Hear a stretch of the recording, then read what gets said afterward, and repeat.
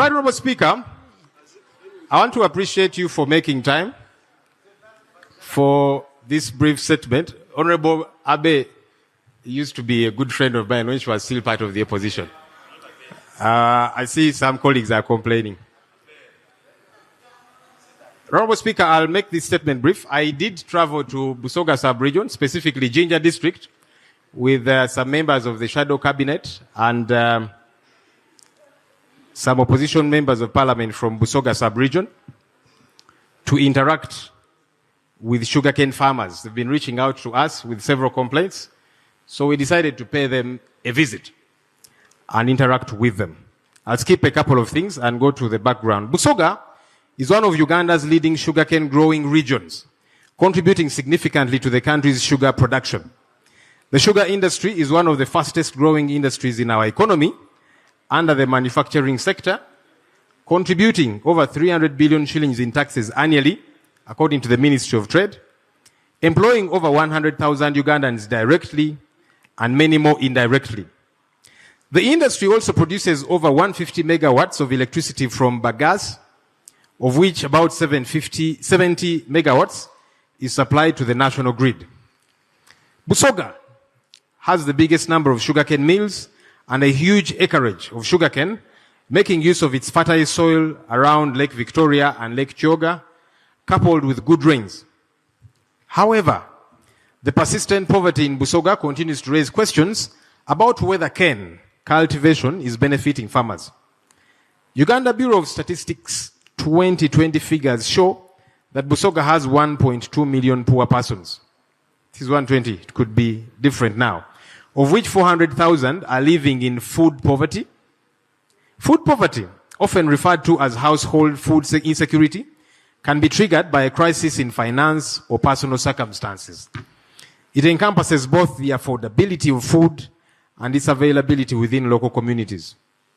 The Economic Policy Research Center asserts that Eastern Uganda, particularly Busoga, has the largest sugarcane milling capacity, accounting for 35%, followed by Central Uganda at 27%, then Western Uganda at 26%, and Northern Uganda, the newest entrant in sugar milling, at 12%. Despite the importance of sugarcane, farmers face persistent challenges that threaten their income and well-being. These were some of our findings. One, low cane prices. Farmers sell sugarcane to millers at extremely low prices, often below production costs. For instance, in 2023, last year, the price per ton was 98,000 Uganda shillings, a decline from previous figures, which would at times go to beyond 200,000 shillings. Even then, what the farmer eventually gets is so meager due to the other operational costs such as harvesting, cutting, loading, and so on.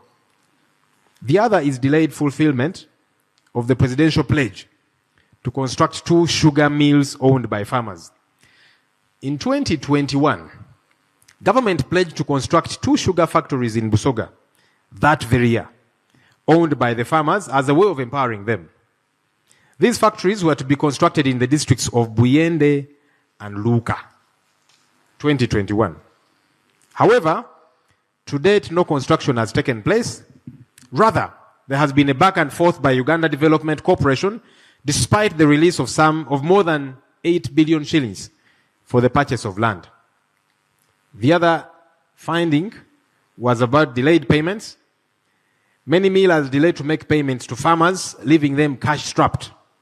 Farmers reported that at times, they would wait for up to 6 months for their payments. The other is recovery cost. The millers charge the sugarcane farmers that supply cane 9% per ton as recovery costs for the milling of the cane. The other finding, Right Honourable Speaker, was to do with VAT charge. These sugarcane farmers told us that they are charged 18% VAT on the sugarcane, which is not in tandem with the tax laws of Uganda. VAT is charged on finished products, not raw materials. That's why it is referred to as value-added tax. What is even more bothersome is that it is doubtful that the millers who collect this money eventually remit the same to Uganda Revenue Authority. The other was formula for pricing of sugar. Price of sugarcane is calculated based on only one byproduct, that is sugar. And yet there are many other byproducts from sugarcane. Some of the social and infrastructure issues that we discovered, Right Honourable Speaker and colleagues. One was limited access to inputs. Farmers struggle to afford fertilizers, pesticides, and high-quality seedlings. The other was poor infrastructure. Poor roads delay transportation of harvested cane to mills, leading to losses in weight and quality. Non-provision of agricultural subsidies. The sugarcane farmers reported not to be receiving any agricultural inputs or subsidies from the government through NADS, like it is with other farmers. Inadequate farmer representation. The farmers report inadequate support from cooperatives or unions to advocate for better conditions. Honourable Speaker, we have crafted some recommendations for government. One is to do with pricing. Our economy was liberalized, meaning that forces of demand and supply will always be at play. However, this does not take away government's role to regulate and ensure that people are not ripped off, and specifically, in this case, to ensure that sugarcane farmers earn a fair income from their toil. 2, fast-tracking the fulfillment of the presidential pledge. Government through UDC should fast-track the purchase of the land that was identified in Luka district to pave way for construction of the promised sugar factory to be owned by the farmers, as a way of empowering them, as was promised. Timely payments. Ministry of Trade should pick interest in this matter of delayed payments to farmers, and perhaps even set a minimum period for payment of farmers for the supplied sugarcane. The other recommendations are to do with farmer empowerment.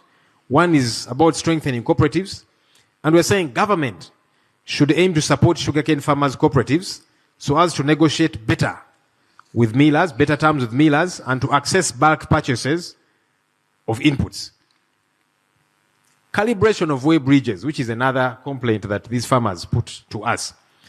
Uganda National Bureau of Standards should ensure that the way bridges are accurately calibrated and periodically monitored to address the issue of way bridges that are cheating farmers of the tonnage of sugarcane, because they complained of being cheated by these way bridges. Then formula for pricing.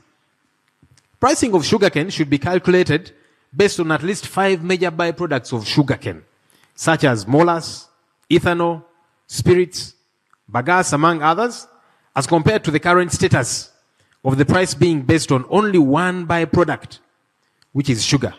Yet the other byproducts fetch a lot of revenue too. The last one, which is non-charge of VAT, the millers should stop deducting VAT from the farmers paid out to sugarcane farmers, from the money paid out to sugarcane farmers for the sugarcane supplied, because value has not been added yet to the sugarcane. They are raw materials. In conclusion, Right Honourable Speaker and members, sugarcane farming in Busoga, and indeed other parts of the country, because it's not only in Busoga that sugarcane is grown, this farming faces significant challenges that undermine its sustainability and profitability. Addressing these issues requires a multi-stakeholder approach, including government intervention, farmer empowerment, and private sector accountability. Implementing these recommendations will ensure a more resilient and profitable sugarcane industry.